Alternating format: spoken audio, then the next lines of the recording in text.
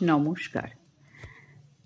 আমি আজকে একটা ছোট্ট অসুবিধে বলতে পারেন, একটা ছোট্ট সমস্যা নিয়ে আলোচনা করব জন্য এই ভিডিওটা করছি।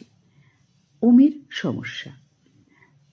আপনারা জানেন ওম আমার ছেলে, ও হাইপার অ্যাক্টিভ অটিস্টিক চাইল্ড। ওর মধ্যে যতদিন যাচ্ছে আমি বিভিন্ন রকমের এক্সারসাইজই বলবেন বা মানে বিভিন্ন রকমের যা থেরাপি সেগুলো করার মাধ্যমে আমি ওর জীবনযাত্রায় বেশ কিছু পরিবর্তন লক্ষ্য করছি, যা ওর থেরাপিস্ট স্যার আমি সবাই মিলেই ব্যাপারটা করার চেষ্টা করেছি। এবং আজকে ওর 9 বছর বয়স। আজকে ও সেই তুলনায় 9 বছরের যেরকম হওয়া উচিত সেই তুলনায় মানে মোটামুটি আপডেটেড, 90% আপডেট ওর আছে। কিছু কিছু সমস্যা ওর রয়ে গেছে, সেটা কিছু কিছু সমস্যা আমি যতটুকু জানি তাতে এই ধরনের বাচ্চাদের কিছু কিছু সমস্যা তো লাইফ টাইম থাকে এবং বয়স বাড়ার সাথে সাথে সেই জিনিসগুলোর পরিবর্তনও ঘটতে থাকে।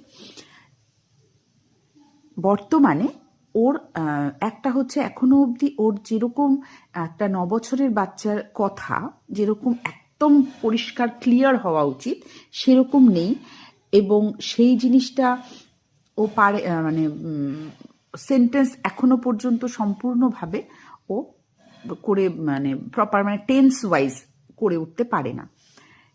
তবে চেষ্টা চালিয়ে যাচ্ছি, শিখিয়ে যাচ্ছি, যেটা ওকে সব ক্ষেত্রেই বলে বলে দেয়া হচ্ছে যে এটা এরকম করে করতে হবে। ও সেটা চেষ্টাও করছে এবং ও খুব মানে সুন্দরভাবে নেয়। এবং সত্যি কথা, এই ধরনের বাচ্চারা খুব গুড লার্নার হয়। যদি আপনি ওকে শেখাতে পারেন সঠিক জিনিসটা, ও কিন্তু সঠিক জিনিসটাই নেবে। ওরা সঠিকটাই নেয়। ওদের মনটা এতটাই পরিষ্কার এবং পবিত্র হয় যে ওরা যদি ওদেরকে বাজে জিনিস দেন ওরা বাজে জিনিসটা নিয়ে নেবে, ওদের যদি ভালো জিনিস দেন ওরা কিন্তু সবচেয়ে ভালো জিনিসটাই নেবে।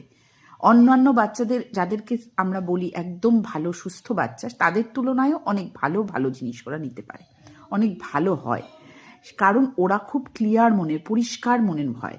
ওদেরকে যেটা আপনি দেবেন সেটাই ওরা নেবে।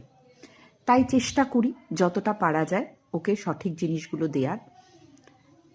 আমি বেশ 2 বছর 3 বছর ধরে লক্ষ্য করছি ওকে আমি চেষ্টা করে যাচ্ছি, কিন্তু এখনো অবধি ওর আরেকটা সমস্যা আছে, যেটা হচ্ছে শার্ট ইন করে পরা।